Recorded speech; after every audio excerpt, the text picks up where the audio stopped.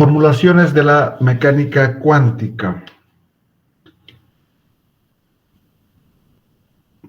Para estudiar fenómenos a escala reducida, a escala atómica, a escala microscópica, si quieren, se tenía o se tiene una hipótesis que hemos estado desarrollando hasta el momento, ¿no? Que era la introducción de la constante de Planck. Es decir, nuevos fenómenos estaban dando surgimiento a una nueva mecánica, pero estos nuevos fenómenos estaban en el escenario de cuerpos a pequeña escala, a muy pequeña escala, diría, ya en el orden de los nanómetros o angstroms.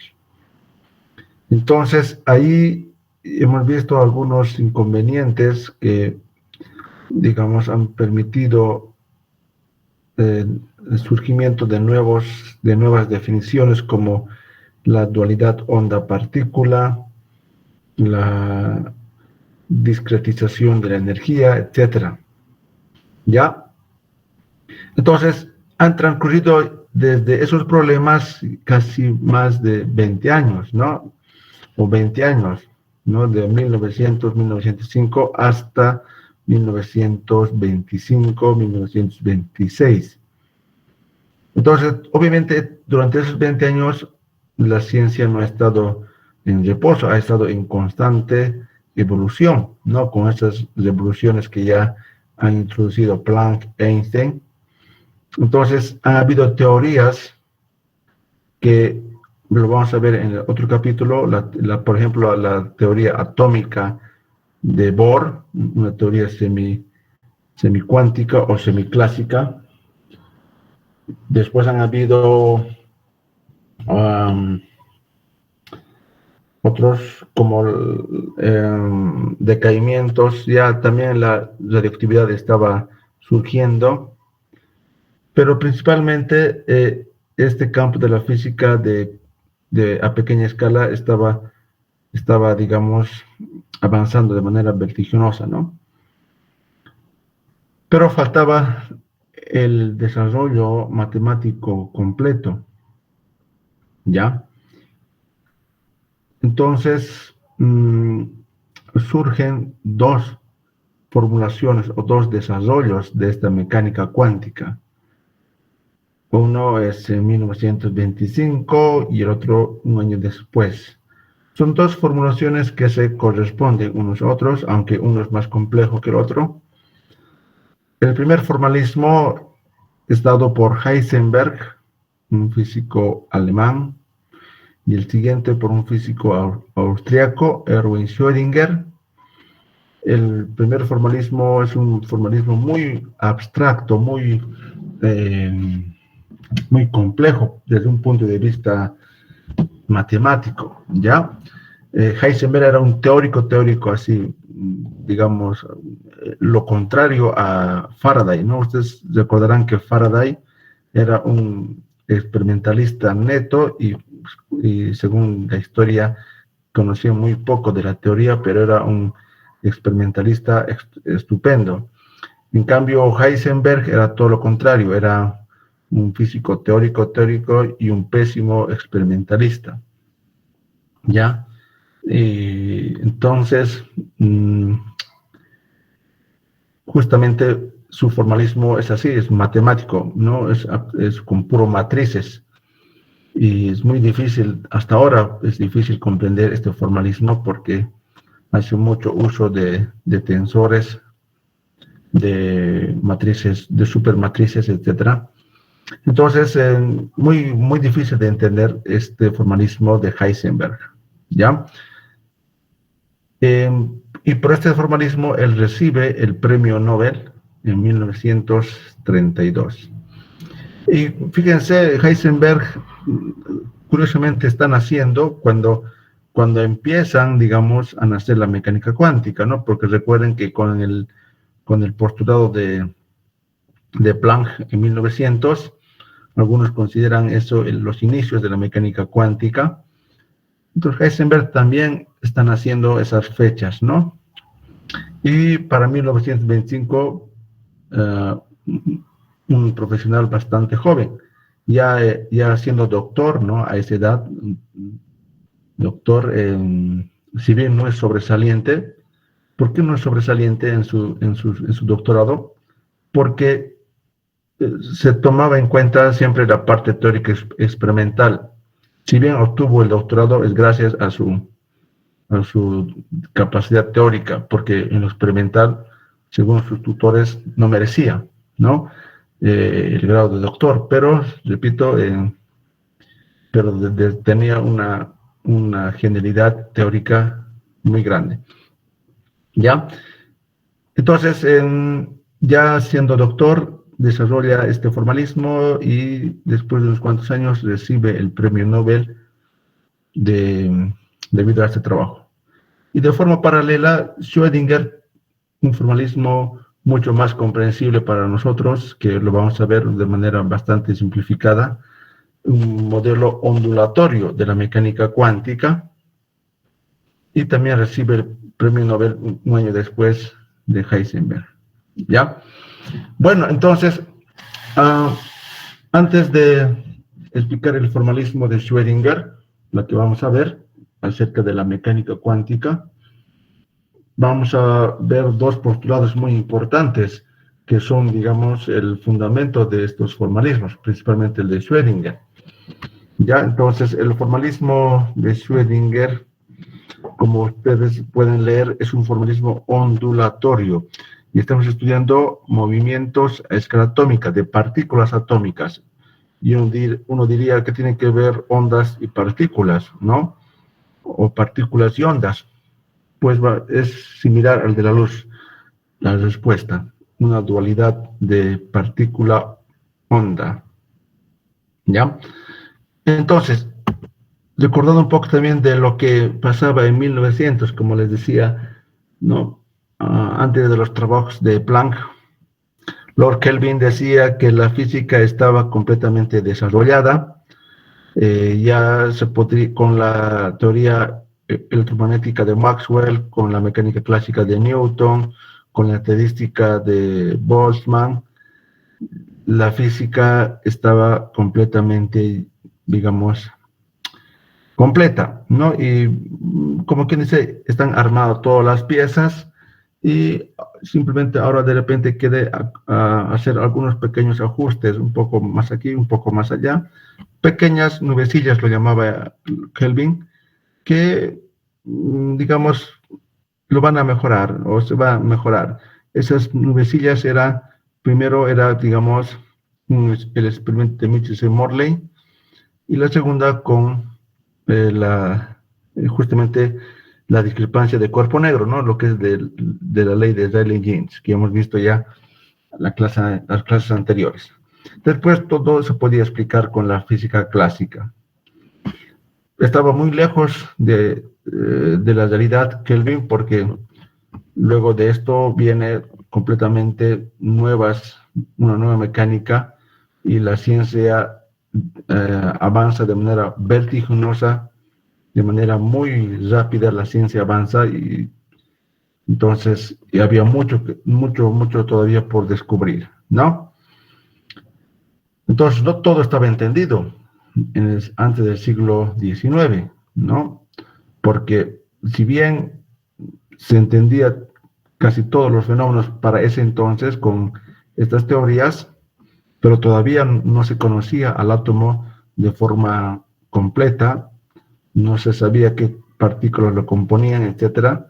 Entonces, a partir del descubrimiento del electrón, del protón, del núcleo, empiezan a surgir nuevos fenómenos y empezaron los problemas, ¿no? Los problemas que vimos fueron la radiación del cuerpo negro, los espectros atómicos, que lo vemos en el siguiente capítulo, los rayos catódicos o modelo de Thomson, ¿no? El modelo del núcleo, perdón, el modelo atómico de Thomson, el experimento de Rutherford y el átomo de Bohr. Ya, entonces, son problemas que no se podían explicar a través de la mecánica clásica. Y luego, bueno, ya les decía, han pasado más de 20 años después de las hipótesis de Planck, de Einstein. em, ya estaba, digamos, con el experimento de Compton, estaba ya comprobado la dualidad onda-partícula, ¿no? Es decir, que la luz, una onda también se puede comportar como una partícula. Entonces, eso había causado una reflexión profunda en Luis de Broglie, y decía, eh, si tiene doble naturaleza la luz o la onda, podrá ser que la materia también tenga una doble naturaleza, es decir, podrá ser posible que la materia también se comporte como una onda. Esa era una reflexión que se hacía Broglie, y luego digamos, esa reflexión lo lleva a un trabajo de investigación que termina en una tesis doctoral de, de Broglie, un físico francés, y producto a ese su trabajo de tesis de dualidad de la onda partícula, adquiere o recibe un premio Nobel también en 1929. ¿Por qué? Porque se demuestra, ¿no?, el modelo que él había propuesto, que era el modelo ondulatorio de la materia. Y una vez que él propone, pasan unos cuantos años, él lo propone creo en 1921, 22, pasan unos 5 años, 1926, verifican la existencia de ondas de neutrones, ondas de protones, ¿no? Entonces, se comprueba que la materia también puede manifestar propiedades ondulatorias, ¿ya? Una partícula entonces ocupa un lugar en el espacio y tiene masa en reposo, eso sabemos.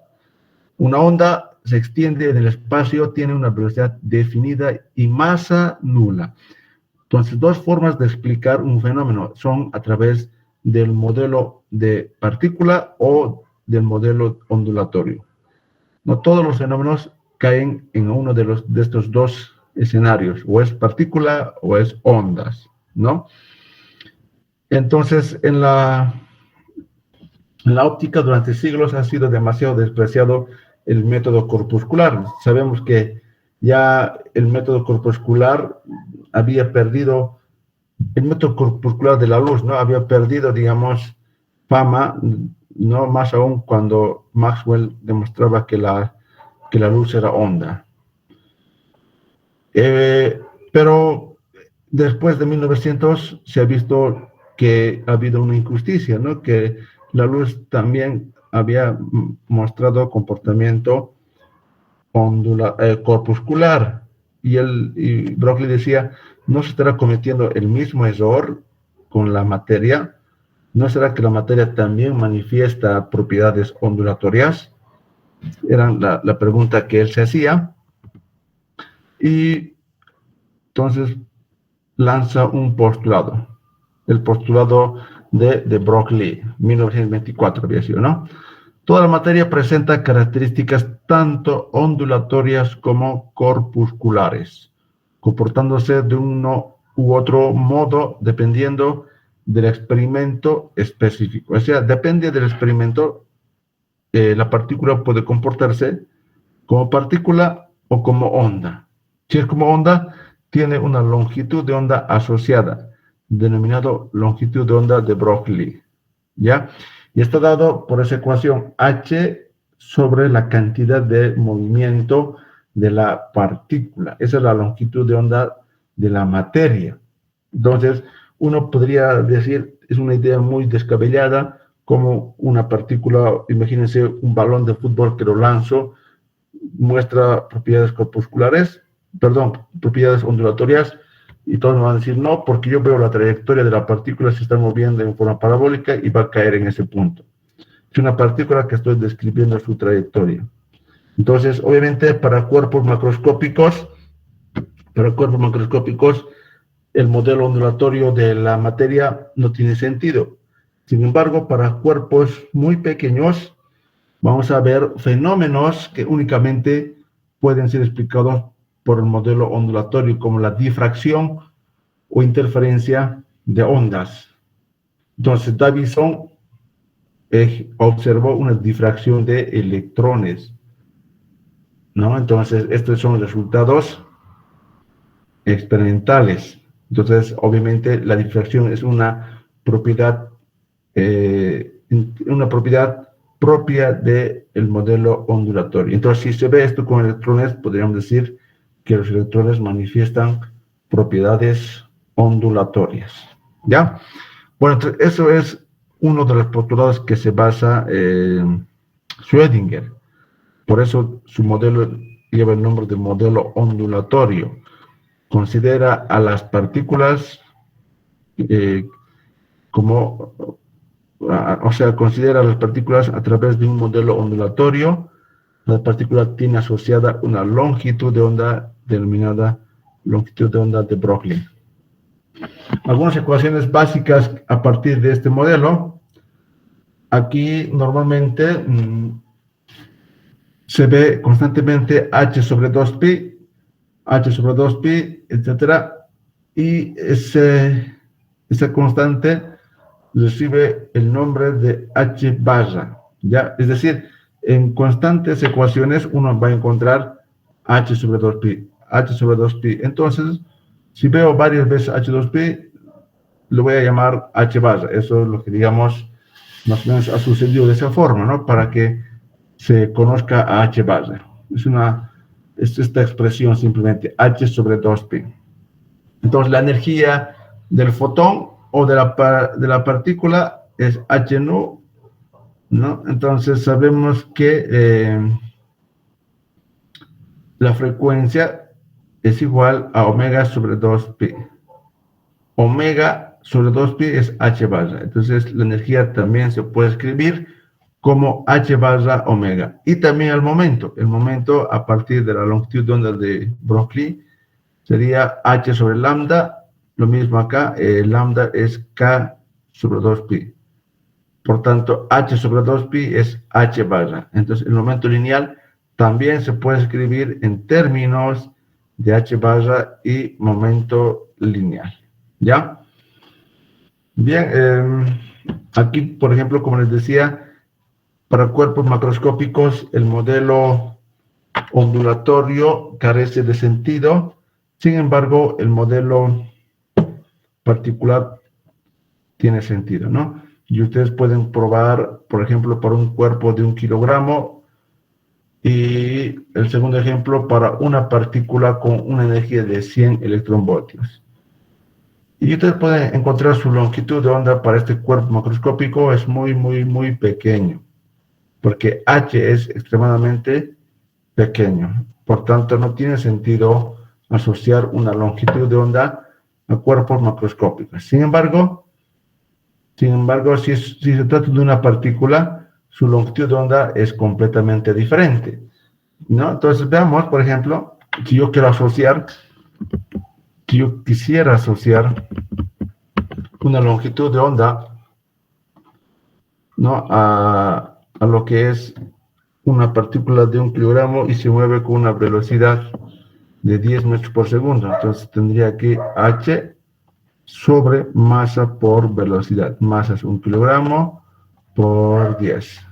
Entonces, como pueden ver, 6,64 por 10 a la menos 34.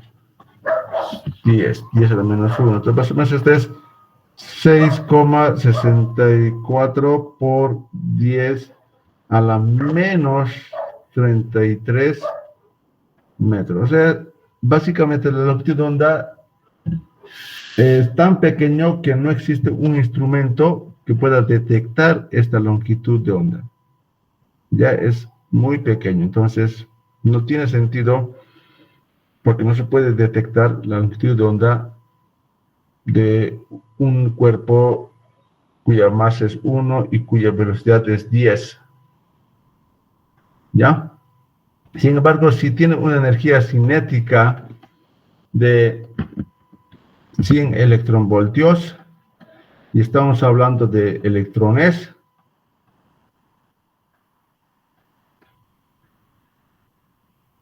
Entonces, sabemos que el momento lineal es igual, sabemos que la energía cinética de una partícula libre es P cuadrado sobre 2m. Entonces, P va a ser igual a la raíz cuadrada 2m por la energía cinética.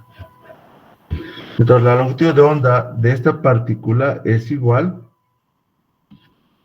a H sobre P. P es igual 2, la masa del electrón,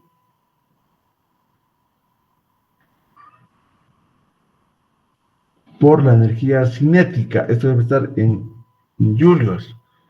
En un electronvoltio hay 1,6 por 10 a la menos 19. Entonces aquí debo multiplicar 100 por 1,6 por 10 a la menos 19. ¿Cuánto vale la longitud de onda, jóvenes? O sea que si es igual del orden a la menos 34, 33, 29, no tuviera sentido, ¿no? Y no tendríamos que terminar aquí la lección. Pero veamos cuánto sale. 664 a la menos 34 dividido entre raíz cuadrada de 2 por 9.1. 2 por 9.1 exponente a la menos 31 por 1000, perdón, por 100 por 1.6 exponente a la menos 19. 1,23 por 10 a la menos 10. ¿En qué región del espectro estamos, jóvenes?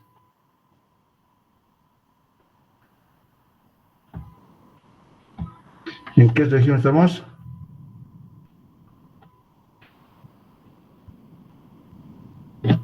¿En qué región del espectro electromagnético nos encontramos, jóvenes?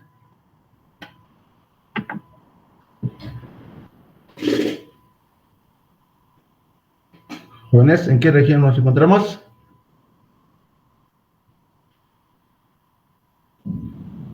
Los rayos X, Inge. En los rayos X, ¿no? Porque cuando hablamos de rayos X, hablamos en Armstrong. Y eso se puede detectar, porque detectamos la adición X, ¿no? Tenemos experimentos con rayos X. El efecto Compton se da con rayos X. Se puede medir esta longitud de onda, ¿no?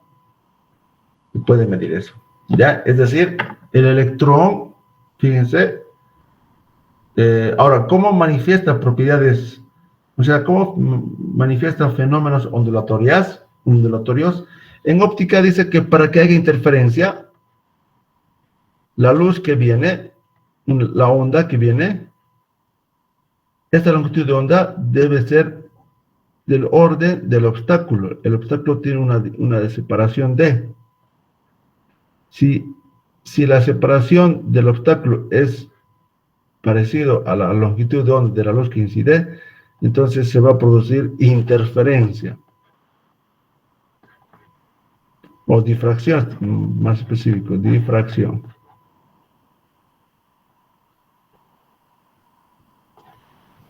¿Ya? Difracción. Se va a producir difracción. Bien, entonces, si estoy detectando que esto es rayos X, ¿qué elemento o qué materia utilizo para producir difracción? O sea, debo conseguir obstáculos, ¿no?, con una separación aproximadamente de Armstrong. Y eso está claro que son las distancias interatómicas. Los átomos o las moléculas guardan distancias entre ellas alrededor de los Armstrongs. O sea que si yo bombardeo rayos X,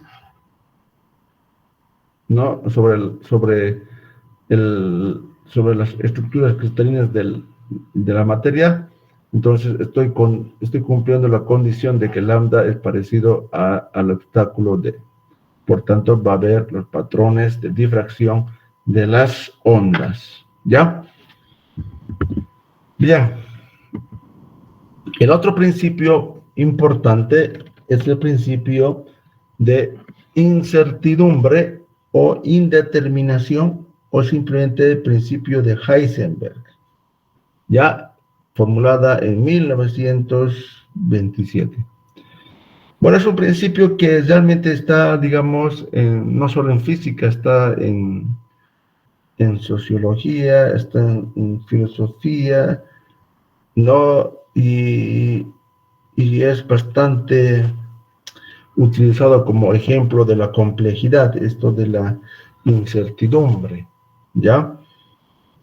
¿Qué entendemos por incertidumbre, jóvenes, o por indeterminación?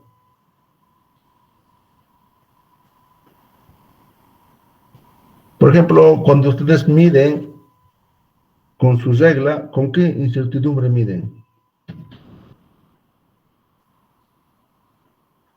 ¿Cuál es la incertidumbre de su instrumento?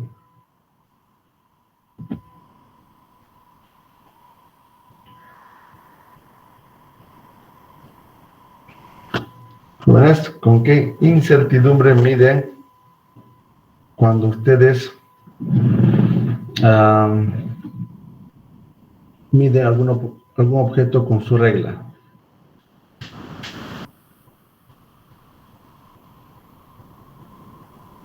¿Con qué incertidumbre miden?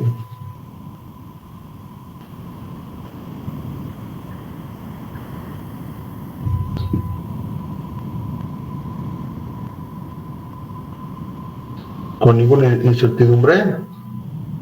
El valor que dan es exacto.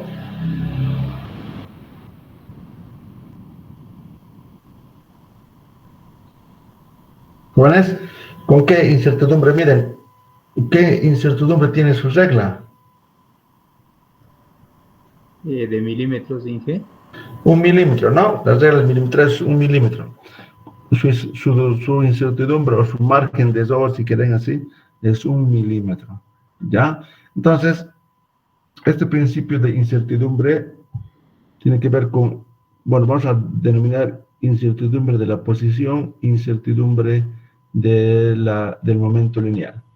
Y este principio dice que no es posible en la mecánica cuántica conocer de forma simultánea, con una precisión arbitraria, la posición y el momento.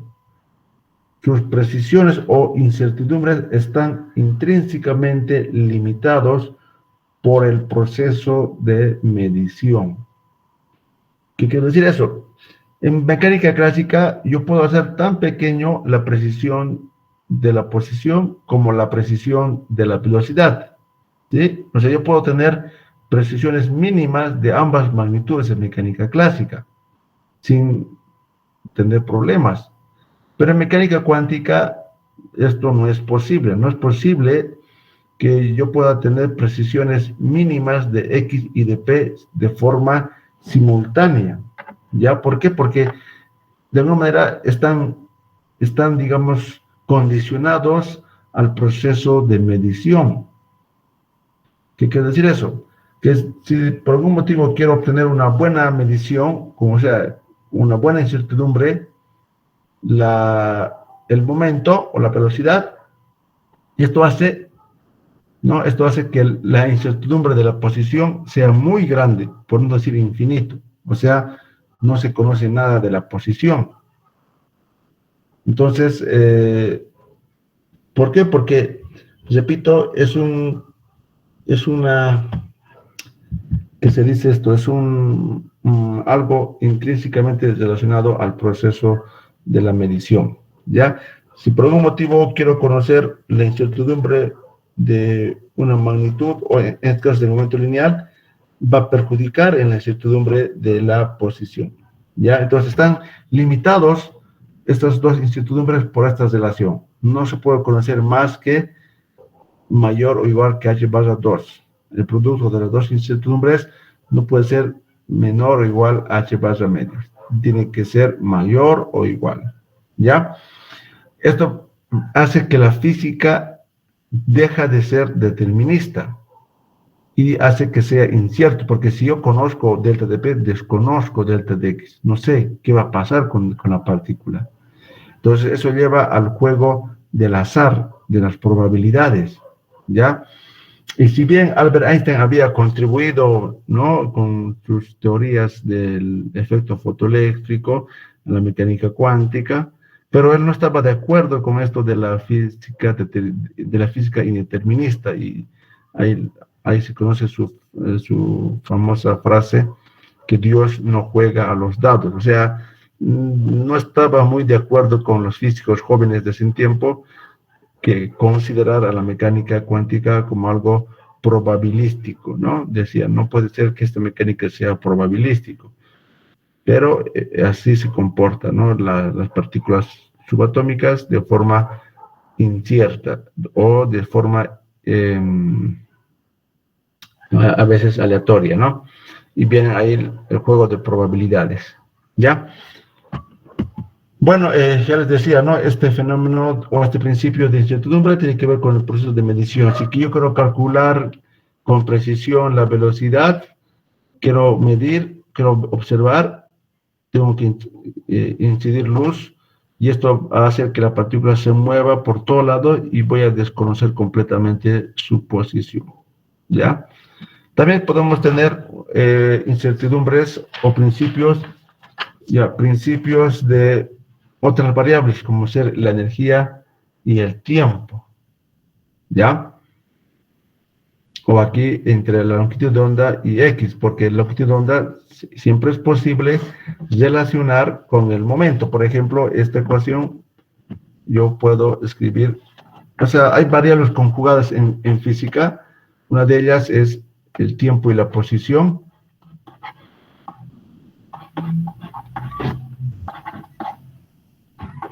Y la otra es la posición y el momento. No son dos variables conjugadas que se presentan en la naturaleza, o sea, una pareja de variables. Ahora acá sabemos que P es H sobre lambda. Si saco su incertidumbre, esto va a ser H lambda cuadrado por delta de lambda negativo. Aquí me interesa a mí el positivo, ¿no?, en valor absoluto. Entonces, el lambda de P no es más que menos H delta de lambda, lambda, y esto, a ver, H sobre lambda es P, ¿no? Entonces aquí tengo delta de P sobre P igual a O de menos delta de lambda sobre lambda. Entonces, delta de R por delta de P va a ser P por delta de lambda sobre lambda mayor o igual H barra sobre 2 sobre 12, ¿no? Entonces, acá sabemos que P, a ver, que esto, estamos bien, jóvenes, lambda, sí,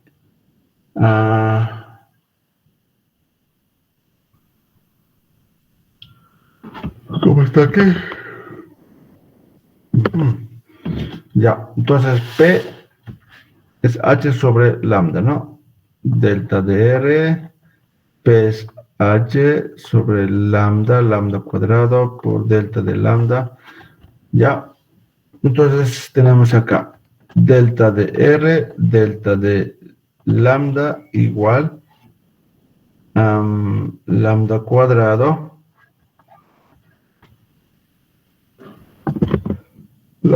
sobre 4pi. Bueno, lambda cuadrado sobre 4pi. Ya, esto tiene que ser H barra es H sobre 2pi por 1 medio. Esto es H barra sobre 2. y aquí tengo h. Entonces tengo acá lambda cuadrado sobre 4pi. Entonces, otra forma de escribir el principio de incertidumbre de Heisenberg en términos de posiciones y longitudes de onda. Bueno, ahora veamos a lo que es la mecánica ondulatoria de Schrödinger. ¿Ya? Ya les he dicho que la materia va a ser considerado como una onda a través del principio o el postulado de Broglie, es decir, la longitud de onda asociada a una partícula es h sobre p, ¿ya? Y además, esta partícula va a estar descrito o va a estar sujeto primeramente a una energía potencial, que en general podría ser una función de la posición y del tiempo, ¿ya? La función de onda. Entonces, la función de onda va a describir a la partícula. La función de onda va a dar la mayor información acerca de la partícula. Es decir, si queremos conocer a la partícula, necesitamos conocer a la longitud de onda, ¿ya? Necesitamos conocer la longitud de onda. Entonces, algunas ecuaciones que recordar. Ya hemos visto la energía, el momento, h barra omega, h barra k. Ahora, pero la partícula va a estar sujeto a un potencial que en principio podría ser dependiente del tiempo, pero vamos a ver el caso simplificado en la que el potencial únicamente va a depender de la posición. O sea, tendremos potenciales estacionarios, ¿no? Entonces, la energía viene a ser energía cinética más el potencial a la que va a estar sujeto la partícula. En otros textos eso lo denominan la función hamiltoniana, ¿no? Que es la suma de la energía cinética más la energía potencial, ¿ya? Y vamos a estudiar el movimiento en una dimensión. Lo más simple es una sola partícula y lo vamos a colocar en una dirección. Luego se generaliza a 3 dimensiones, ¿no? Pero comenzamos con sistemas unidireccionales, ¿ya? Bien, entonces,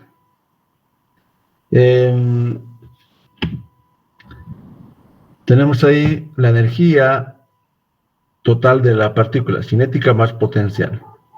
Ahora vamos a definir algunos operadores, porque la mecánica cuántica también, digamos, tiene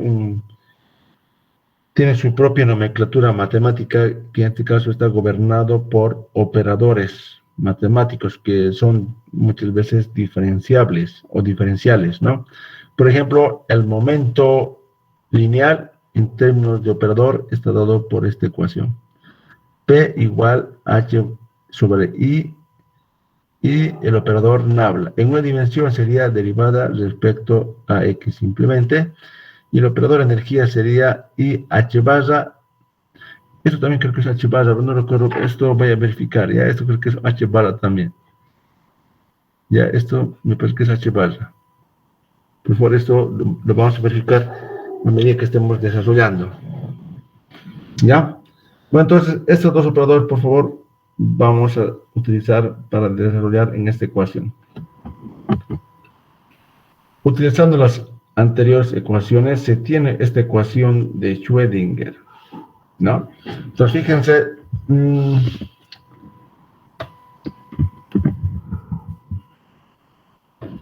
entonces acá tengo estos operadores, ¿no? El P de X,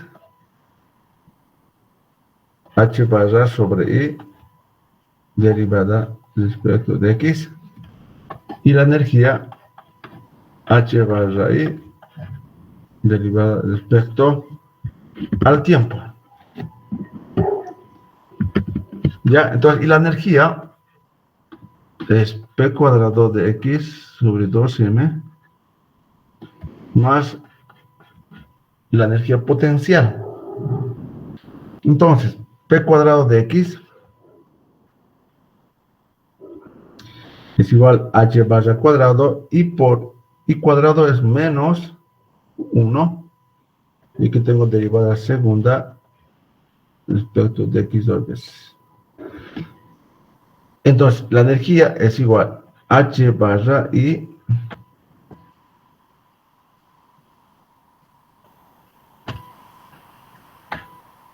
respecto al tiempo. Aunque de momento lo voy a dejar en términos de energía.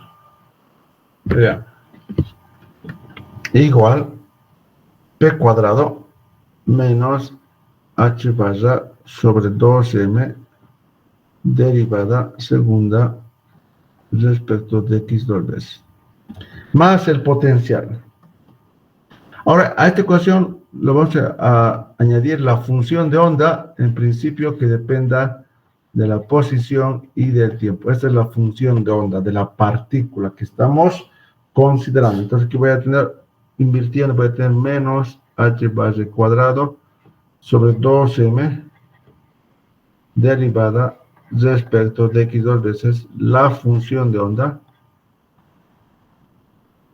igual, perdón, más el potencial, la función de onda igual H barra I derivada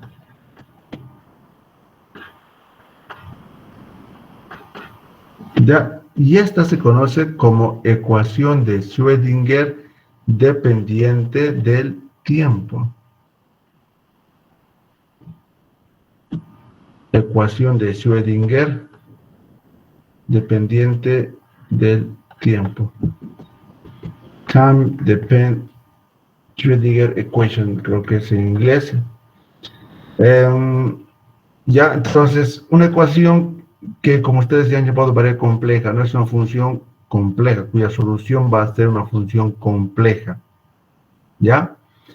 Y como pueden ver, no es tan sencilla como la ecuación de la segunda ley de Newton, porque para describir el movimiento de una partícula es importante la segunda ley de Newton. Es como el equivalente de la segunda ley de Newton, esta ecuación para partículas. Pero esto es para partículas pequeñas desde un punto de vista ondulatorio. Sin embargo, podemos un poco trabajar o simplificar esta ecuación, considerando que la variable X y la variable T son dos variables linealmente independientes, ¿ya? Entonces, al ser independientes entre sí, se puede utilizar el principio de separación de variables. Cuando tenemos dos variables que son independientes entre sí, los podemos separar, ¿ya? Y eso, digamos, está en la siguiente diapositiva. Vamos a usar una función de onda como producto de dos funciones, una función psi de x y una función phi de t.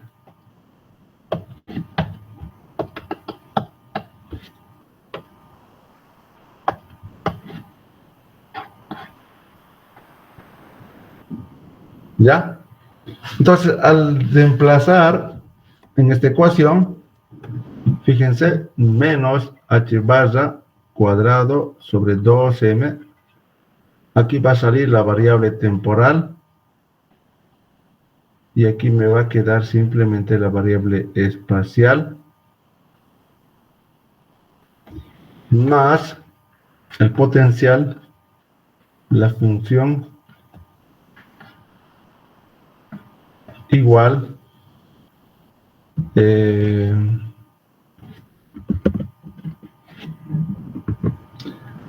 y h barra va a salir la función espacial, y aquí tengo la derivada temporal, es al cuadrado, ¿no? Entonces, un poco puedo reordenar esta ecuación, puedo multiplicar y dividir, en este caso, por la función de onda.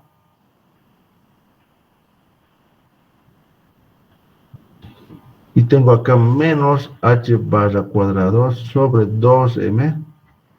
Se simplifica la función phi, me queda psi.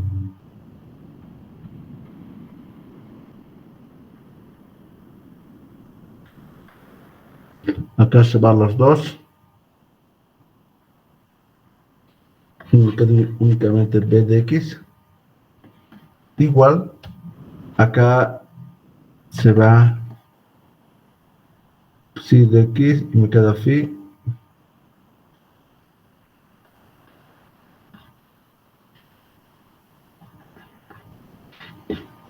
¿Listo? Entonces, como pueden ver, esta es una ecuación que solo depende de la posición y esta es una función que solo depende de la variable temporal. Entonces, esto es únicamente válido cuando esto es igual a h barra omega, ya una constante. Por conveniencia vamos a colocar h barra omega, es lo que voy aquí a verificar. Pero que no está.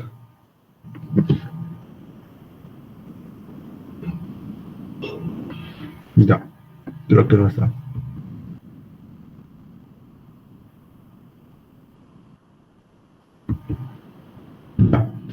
H barra omega. O simplemente energía, ¿no?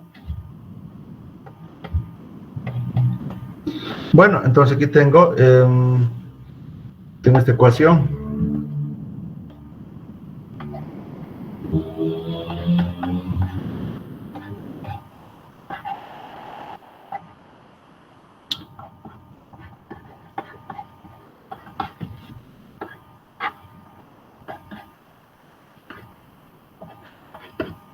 La energía. Multiplico por la función de onda. A ambos lados.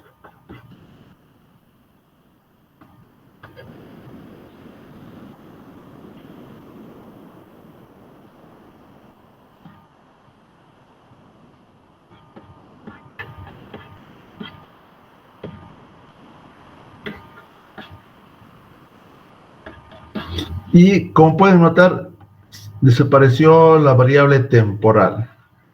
Por tanto, esta es una ecuación de Schrödinger independiente del tiempo. Independent time depends Schrödinger equation.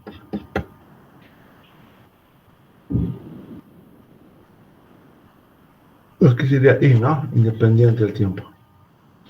Bueno, esta ecuación vamos a empezar a resolver. Ya, esta ecuación empezamos a resolver. La parte temporal es más sencilla. Tenemos acá la parte temporal y h barra la función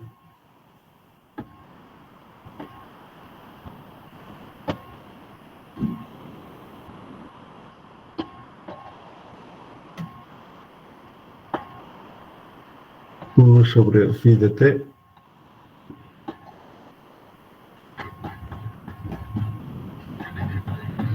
igual a la energía, ¿no? Despejamos.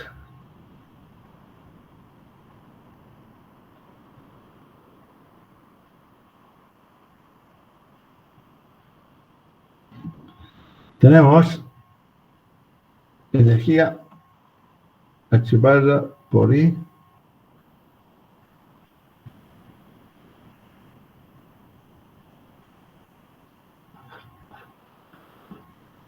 ¿Cuál es la solución, jóvenes, de esta ecuación? ¿Lo puedo llevar esto con signo menos?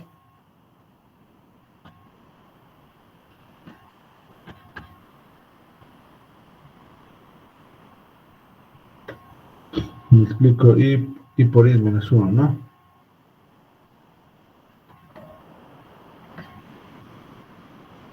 ¿Cuál es la solución, jóvenes, de esta ecuación? Una función que derivado me dé la misma función multiplicado por esta expresión. Y es la función exponencial. Una constante menos I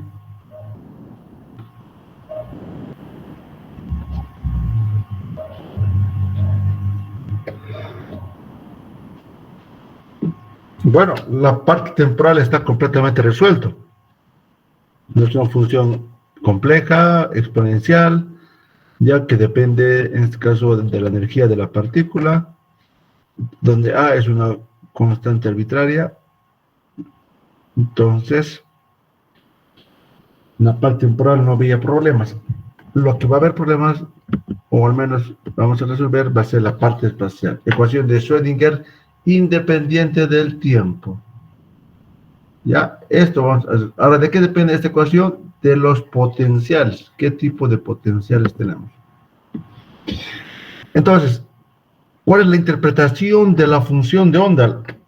La función de onda, como les decía, es la función en la que se tiene toda la información acerca de la partícula. Una interpretación lo ha dado Max Born y tiene que ver con la densidad de probabilidad de la partícula. O sea, conociendo la función de onda, es posible conocer la probabilidad donde se va a encontrar la partícula en determinado momento. ¿Ya?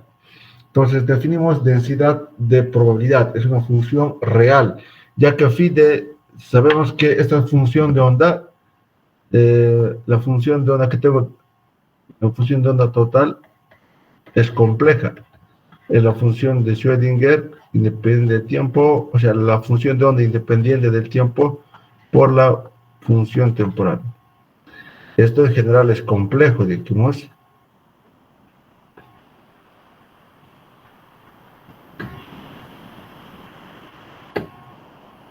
En general es complejo.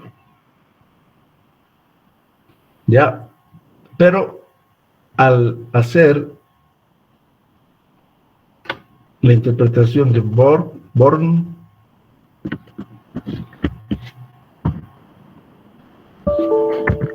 al hacer la interpretación de Born, que dice la densidad de probabilidad es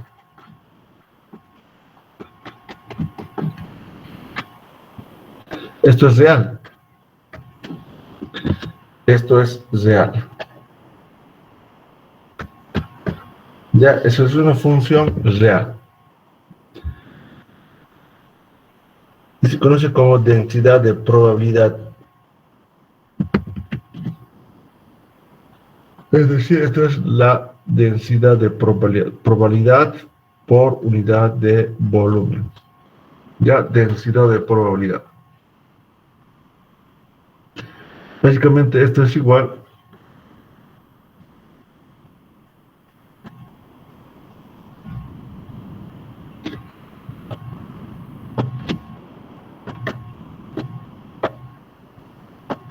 a esto, ¿no?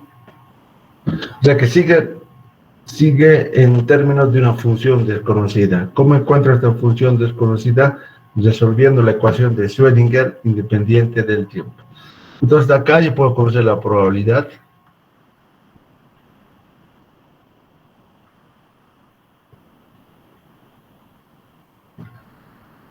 Bueno, en este caso unidimensional es de x, ya de x, de menos infinito a infinito. Se llama condición. Si esto es 1, se lo denomina condición de normalización.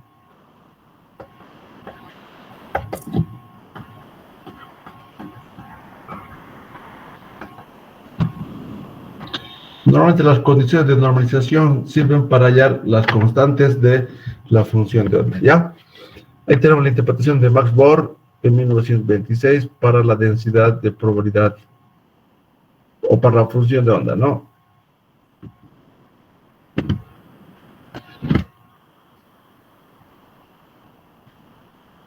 Bueno, aquí tenemos ya lo que hemos escrito en la anterior diapositiva, condición de normalización, algunas operaciones matemáticas nos han llevado a esta ecuación de Schrödinger independiente del tiempo, ya hemos comentado. Ahora vamos a ver algunas condiciones que debe cumplir la función de onda. Por lo menos 3 importantes, ¿no? La función de onda debe ser una función de onda continua, no puede ser esto no puede ser discontinua, debe ser continua, debe ser monovaluada, es decir, no puede tener el mismo valor en 3 puntos. ¿Ya? Debe tener solo un valor. Y debe ser finita. Ya debe ser finita la función de onda. Es decir, no puede tender al infinito. ¿Por qué? No se podría medir si fuera infinito.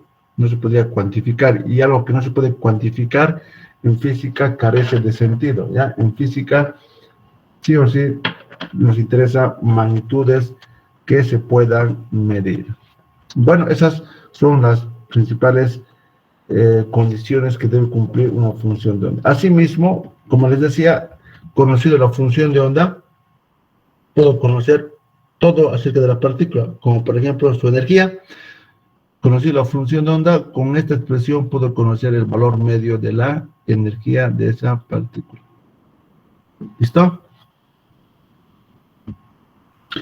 Vamos al primer ejemplo, partícula libre. Y aquí podemos quedar. El primer ejemplo.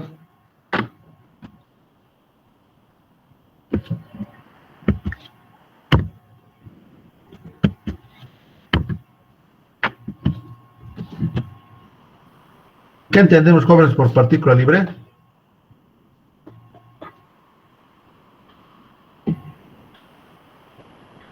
¿Qué entendemos por partícula libre, jóvenes?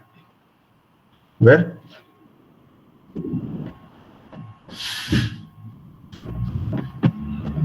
Como su nombre lo indica, se mueve de forma libre, sin ningún tipo de restricciones. No está sujeto a ningún potencial.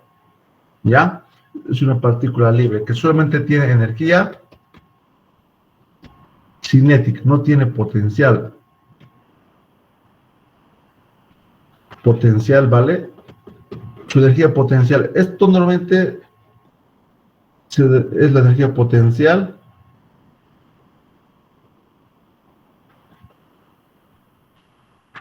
ya hemos hablado, es una simplificación o una consideración es que no depende del tiempo, con potenciales estacionarios. Pero muchas veces se denomina potencial, es decir,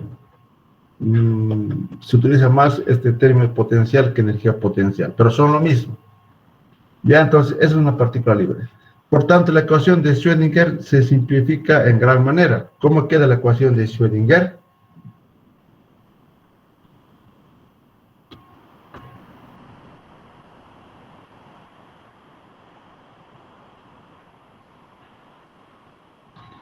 Igual a la energía por la función de onda. Como pueden ver, esto es bastante ya sencillo de resolver porque no hay interacción, no hay restricción en la partícula. Entonces tengo esta ecuación. Menos 12m h base al cuadrado por la energía por la función de onda. Esta es una constante, ¿no? Es una constante que lo puedo llamar K.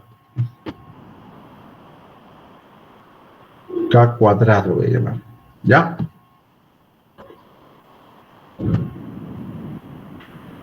Tengo esta ecuación.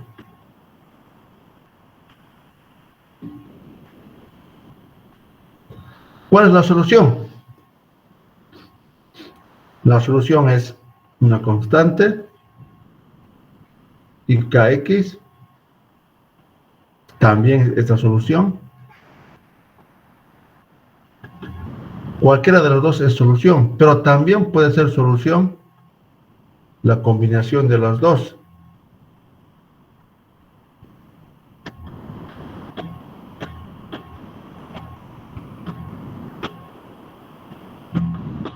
Ya, es decir, esta función de onda cumple con el principio de superposición.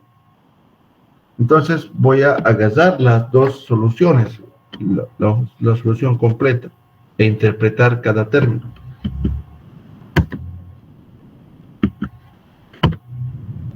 Entonces, la solución de esta función de onda es A y KX más B y KX. Si acaso, por ejemplo, si agarro, por ejemplo, esta ecuación y, o esta solución y coloco la función de onda total.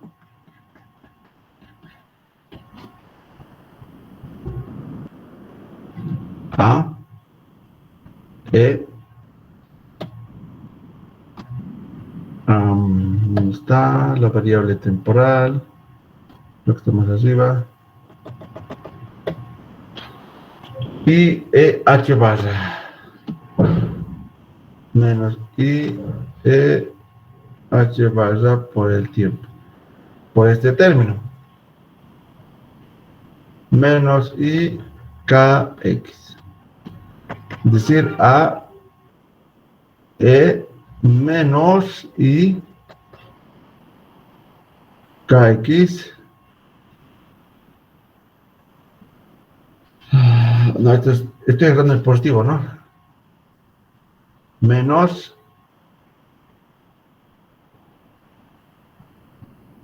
menos. Ahora, ¿a qué es igual? Recuerden esto, ¿no? Entonces, si reemplazo allá, tengo, fíjense, E sobre H barra. E vale H barra omega. Me quedaría simplemente omega. Y aquí tuviera simplemente omega por el tiempo. Ahora, si ustedes recuerdan sus clases, sus apuntes de física 2, esto es una onda. Una onda. Una onda que viaja a la derecha. Por tanto, fíjense, esta es una onda que va a la derecha. Se lo conoce como onda incidente. Y esto va a ser una onda que va hacia la izquierda, como una onda reflejada. Entonces, esto me va a dar una interpretación, la amplitud de la onda incidente y la amplitud de la onda reflejada. ¿Ya? Esa es la solución de la partícula libre. Ya una solución general tenemos ahí. Bien, vamos a ir continuando la siguiente semana o la siguiente clase. Un poquito vamos a comentar esto más. Pueden ustedes averiguar un poquito más sobre todo lo que hemos conversado esta tarde para que para que la siguiente clase pueda ser de mayor provecho, ¿ya? El siguiente potencial va a ser el potencial escalón. Yo puedo ir revisando, por favor, en qué consiste el potencial escalón. Vamos a tener dos regiones, ¿no? Uno con energía menor y otro con energía mayor a la barrera. Ya, entonces esto lo veremos en la siguiente clase. ¿Tienen algún comentario, alguna pregunta, jóvenes? ¿Ninguna?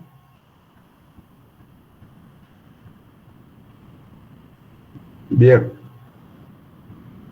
Bien, jóvenes, entonces nos vemos en la siguiente clase. Que tengan buenas tardes. Hasta luego.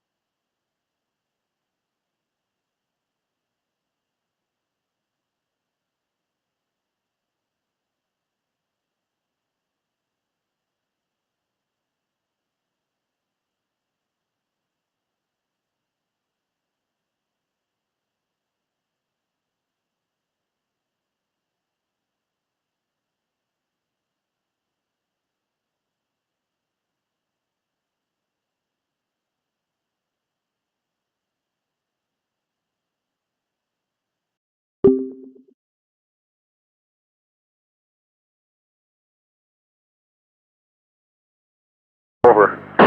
Is there a protocol that must be followed in case of finding extraterrestrial life? Over.